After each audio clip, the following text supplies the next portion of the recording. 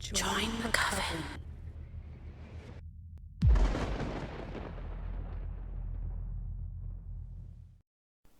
Echoes of an Exorcism.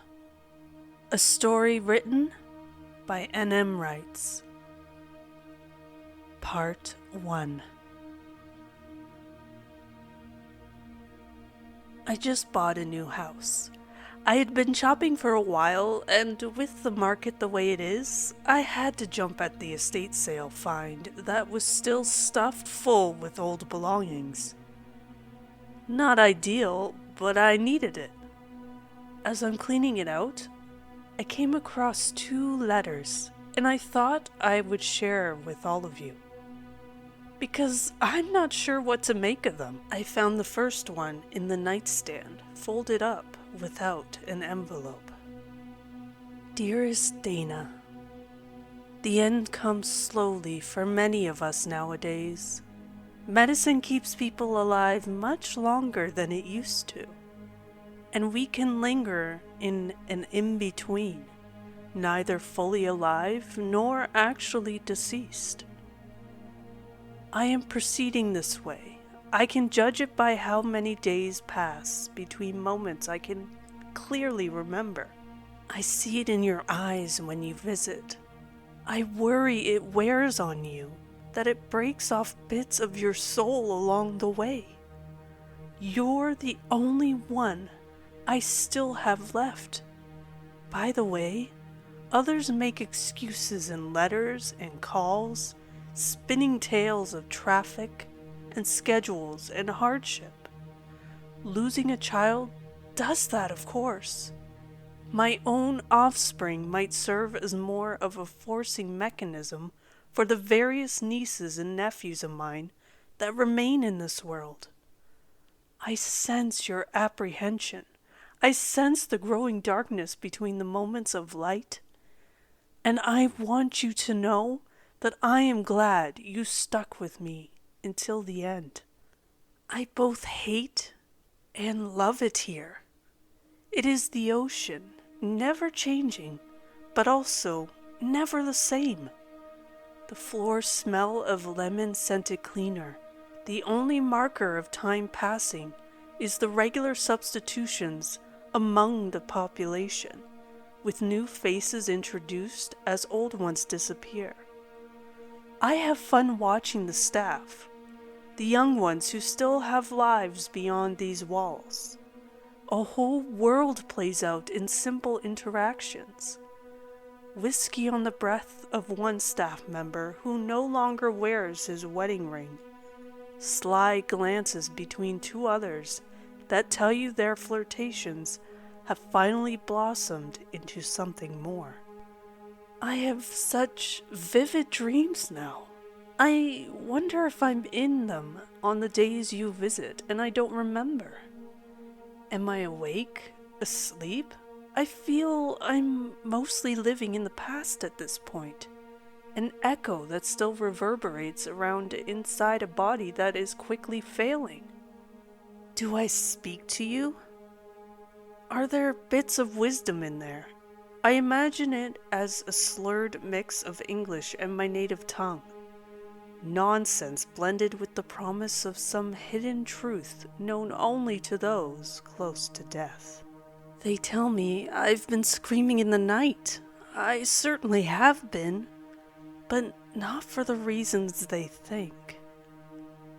There are things I need to tell you, and I hope I still have time to do it. You've grown into a remarkable young woman, and I've left you everything I still have. You'll need it to deal with the mistakes I've made, and the cost of those mistakes. There are nightmares still to come, poor child, and I am deeply sorry for that. My truth begins beyond the ocean, before I came to America, in the old country, a place I thought I'd left behind long ago. Though I realize now that is a silly thought. Decades and distance do nothing to prevent some things from returning to you. Some secrets cannot be hidden away. They're always trying to crawl their way to the surface. I know I have never spoken much of my childhood, even when you've pried, so I hope you'll indulge me now. I lived in the city for years as a young child, before we suddenly departed for life in the countryside. I, the youngest of 4 children, along with 2 older brothers, Henry and Jack, strong and handsome and wonderful, and a sister, Ashley, only a year older than I was. She was my best friend in the world, and we spent afternoons playing and talking about everything under the sun. I never knew Mother, neither did Ashley. She had died of the flu the same year I was born, and while Father did his best afterwards, he never truly recovered. After the war, Father accepted a position in the mountains working for the government.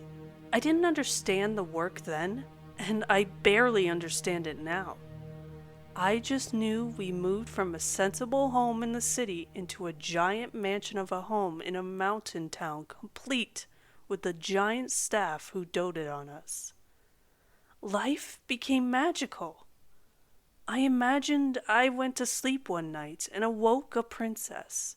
It seemed as though the entire town worked for Daddy in some capacity, either at the government project in the mine down by the railroad yard, or on the manor grounds doing one job or another. Ashley and I felt like royalty, and in many senses we were. Our first year there was magical. The town often became inaccessible for stretches of winter due to snow on the tracks. But we arrived in spring and watched the beautiful area come alive with blooms and leaves.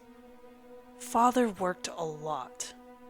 Henry and Jack helped him with his projects, or hunted in the woods and planned for their futures.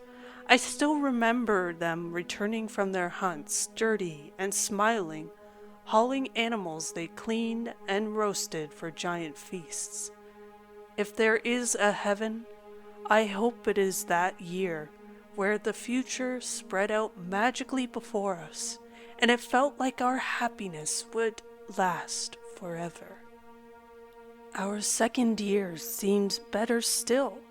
Father tested his project, and suddenly the entire town had electricity. This might seem like no big deal to a child who grew up with modern technology. But in the mountains, after the war, life suddenly illuminated. I ran through a house that glowed magically. This must seem so silly to you now, but life shined with promise.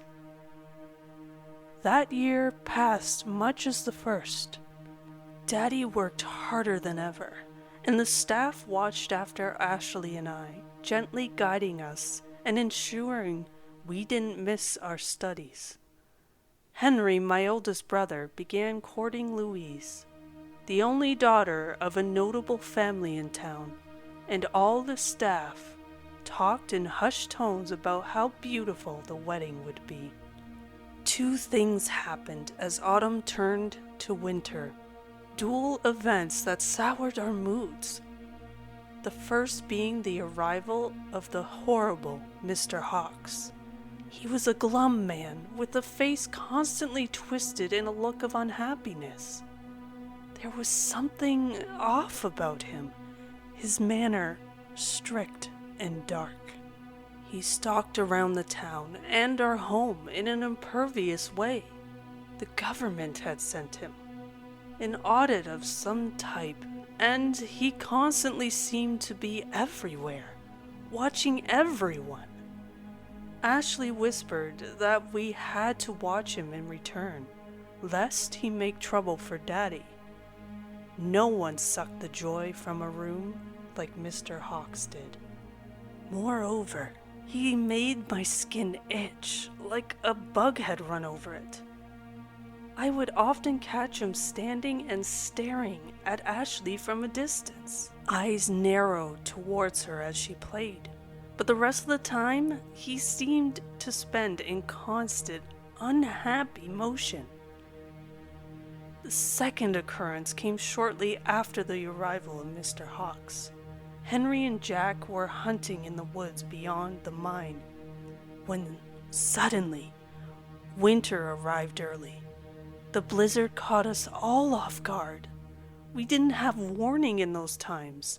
No days of breathtaking coverage by overly excited weathermen to prepare us. One moment we sat in the fields enjoying a picnic on a crisp fall day.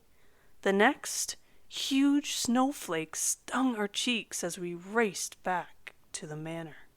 The hunting party had been stretched across a wide area when the storm hit, and they all quickly found themselves lost in the snow. Over the course of the evening, I sat by the front door as men came back. One by one, it was nightfall when Henry returned, smiling warmly as I leapt into his arms. By the morning, 3 men remained missing. Jack, a popular boy named George from the village, and an old hunter named Frank remained lost in the snow. The blizzard raging outside ensured no search party could be mounted, and I stared despondently at the front door, praying for a miracle. Frank stumbled in around midday, frozen and cursing. He claimed to have heard someone yelling for help in the woods and found himself walking in circles, chasing a voice that seemed to appear and then vanish with the shifting wind. He seemed unnerved by the events, which scared me more than anything. You have to understand, Frank, to fully grasp this, but this man had hunted in those woods since long before I was born. I didn't think him capable of feeling fear, aside from his obvious discomfort at the electric lights he squinted at whenever he drew near. Night fell on the second night, and Father looked despondent until Jack arrived. He was half frozen, mumbling about hearing George in the woods. We never found George, but we summoned the town doctor and put Jack to bed. And I prayed with such thanks in my heart for Jack's safe return. The next week passed peacefully. Jack recovered quickly and we mourned George's disappearance. I spent as much time as he let me sitting in his room, making him sing an old lullaby to me. We tumbled into our winter normal, where we had to stay in the house. Although the house never felt quite as safe. Mr. Hawks was lurking about even more. I studied him, determined to ensure he left town. I watched as he stalked the halls, snuck around while he stared at Ashley. I began writing little notes detailing his comings and goings. I still remember the first event. I sat in the library doing my studies, and a noise made me glance up. It had sounded like a stifled laugh, like someone trying to hide themselves while playing a prank, but darker, angrier. I looked around the library, which, while large, did not leave anywhere to hide. The noise unnerved me, and even though it remained such a small moment, I continued to ponder it. Some things simply stick with you, and this did. Other things happened. The staff began to talk about whispers from empty corridors. Objects moved from locked rooms. An odd feeling settled over the house, a sense of unease that became clearer. Ashley vanished for long stretches at a time. She said that Mr. Hawks made her nervous, and she had to hide from him. But things felt wrong for the first time since our arrival. Have you ever walked into the woods, just as far and as deep as you dare? You see, as you venture in, you don't notice how thick the trees become, how far away the light of the open air gets. These moments played out like that, a sudden realization that everything is suddenly different. You do not recall when the light first dimmed, only that you now find yourself in a dark and foreign place, and your compass no longer points home. Mr. Hawks began discussing Ashley's behavior with the staff. I could hear him whispering urgently, hear the sharp way he used her name. The staff remained on edge, claiming that doors would shut and lock behind them, suddenly trapping them in bedrooms and closets.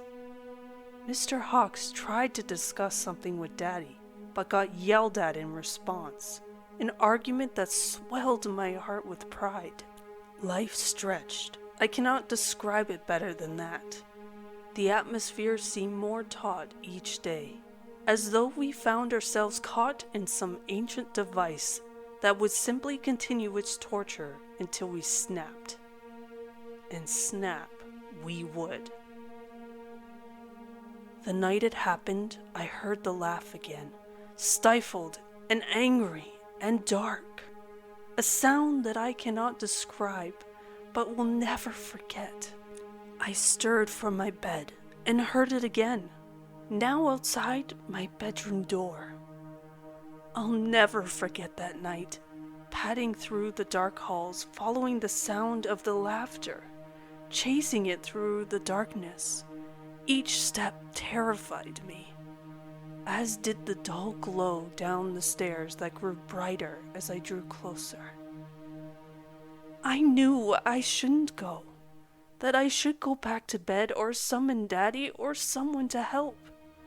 But I felt drawn towards the light in a room where no one should remain in the middle of the night.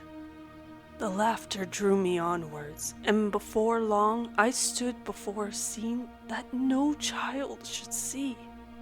Henry laid on the floor, bleeding profusely from his head. Ashley sat next to him, covered in blood and surrounded by candles, staring blankly at the wall. The occult nightmare in front of me was a new hell. But it would not be the last time that I felt that. I suddenly existed only in the darkness. I screamed. Oh, did I scream? I screamed until I heard shouts, until the pounding footsteps entered the room, until someone scooped me up and carried me away from that nightmare. Truthfully, if I knew then what I know now, I never would have stopped screaming. I must rest now, but I will write more tomorrow. Your loving Grandma.